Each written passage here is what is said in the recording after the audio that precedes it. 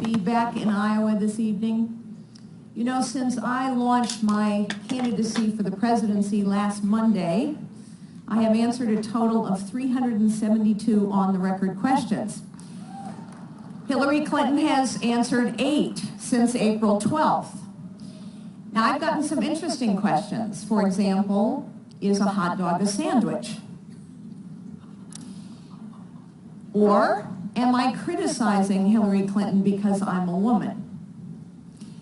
I'm criticizing Hillary Clinton because I come from a world where a title is just a title, and talk is just talk, and actions speak louder than words, and people want to know what is your track record and what you have actually accomplished.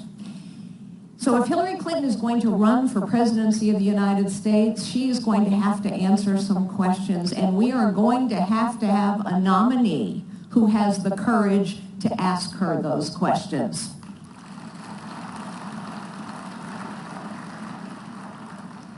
When I was a little girl, about 8 years old, my mother looked at me one Sunday morning and said, "What you are is God's gift to you. What you make of yourself is your gift to God." And I know that it is only in this country that a young woman can start out as a secretary for a 9-person real estate firm and go on to become the chief executive officer of the largest technology company in the world, chair the advisory board for the Central Intelligence Agency, advise secretaries of defense, the secretary of state, the secretary of Homeland Security, and run for the presidency of the United States. That is only possible in the United States of America. And it's possible here because our founders knew what my mother taught me. Our founders knew that everyone has God-given gifts.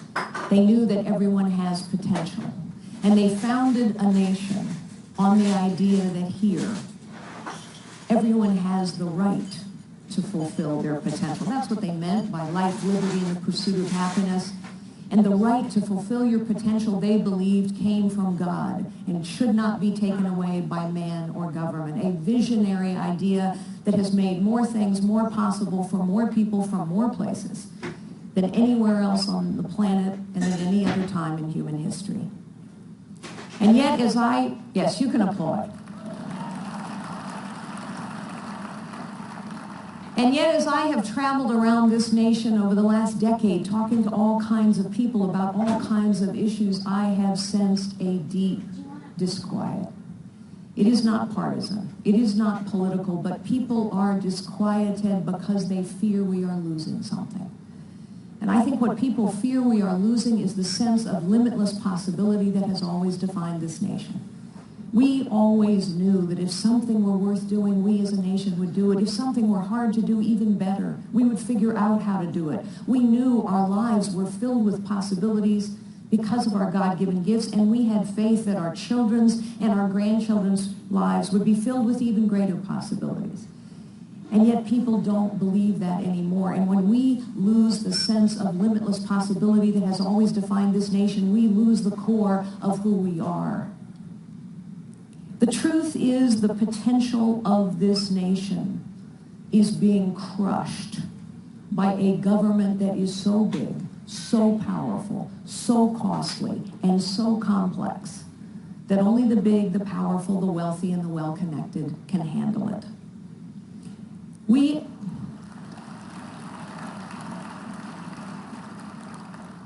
You know, I used to be the chief executive of a $90 billion company. If I didn't like what was going on, I could hire accountants and lawyers and lobbyists. That 9-person real estate firm that I started out in, they can't handle it. And so what is happening? We are tangling people's lives up in webs of dependency. We now have a 70,000-page tax code. I've had more small business owners in the last couple months come up to me and say, I can't even finish my tax returns because I don't understand them anymore and my accountant doesn't understand them anymore. Regulations like Dodd-Frank and Obamacare, written in part by Wall Street banks and drug and health insurance companies, respectively, those huge, complicated pieces of legislation and regulation have caused 10 banks too big to fail to become 5 banks too big to fail. Meanwhile, 3,000 community banks have gone out of business, and the consequence of Obamacare is that health insurance companies are consolidating, hospitals are consolidating, Drug companies are consolidating. Yes, crony capitalism is alive and well because only the big, the powerful, the wealthy, and the well-connected can handle a government that is so big and powerful and costly and complex. And that is why we are now destroying more businesses than we are creating for the first time in U.S. history. Think about that. We're destroying more businesses than we're creating. And it is the small business, the family-owned businesses that create 2/3 of the new jobs and employ half the people in this country. Every government agency has gotten bigger and bigger and bigger for 40 years. And on this day of all days, if there is ever a more shocking example of government ineptitude, it is the Veterans Administration, a stain on our nation's honor, the way we serve the veterans in this country.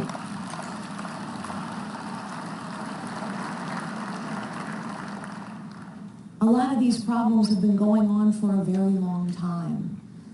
And so those same people that I have talked to here in Iowa and across the nation, they not only are afraid that we're losing something, they also think we're missing something.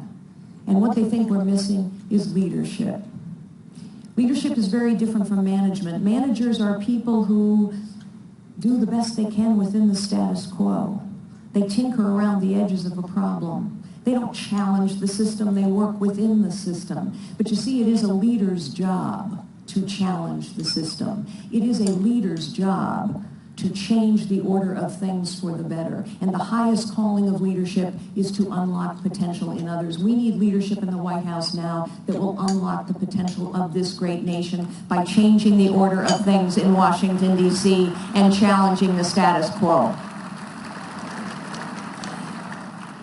Nowhere is leadership more needed than in the world today. I remember sitting across a table from Vladimir Putin. It wasn't a photo op. There were just the two of us in the room. And anyone who has met him knows that a gimmicky red reset button will not dissuade his ambition. But there are things we can do that are totally within our control. Let us rebuild the Sixth Fleet. Let us rebuild the missile defense programs. Let us conduct military exercises in the Baltic states and hasten their entry into NATO, and let us arm the Ukrainians. There is plenty we can do, President Obama, besides go to war. I know our Arab allies. I know King Abdullah of Jordan. I've known him a very long time. And when he came to this country as a Jordanian pilot, was burned alive, he was asking us for bombs and materiel. We have not provided it. The Kurds have been asking us to arm them. We have not. The Egyptians have asked us to share intelligence. We are not. We have Arab allies who know ISIS is their fight, but they want us to lead. And of course, I can remember as well sitting in Bibi Netanyahu's office 5 years ago. There was only Bibi Netanyahu, me and my husband Frank, and he wanted to talk about Iran. If I am in the White House, the first 2 phone calls I will make, number 1, to Bibi Netanyahu, the United States will stand with the state of Israel.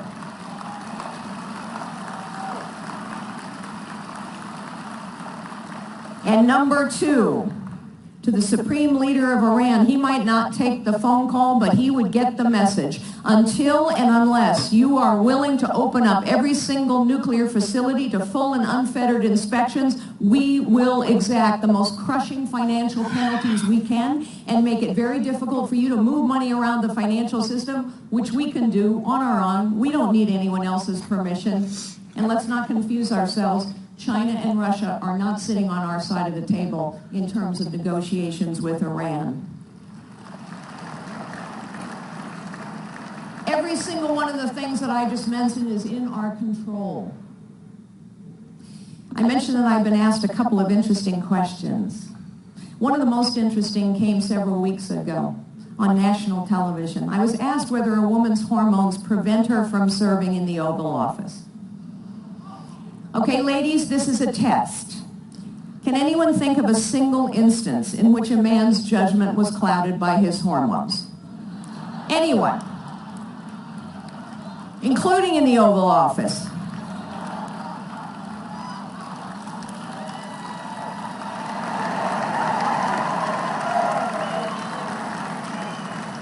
Hillary Clinton must not be president of the United States, but not because she is a woman. She must not be president of the United States because she is not trustworthy. She lacks a track record of leadership, and her policies will crush the potential of this nation.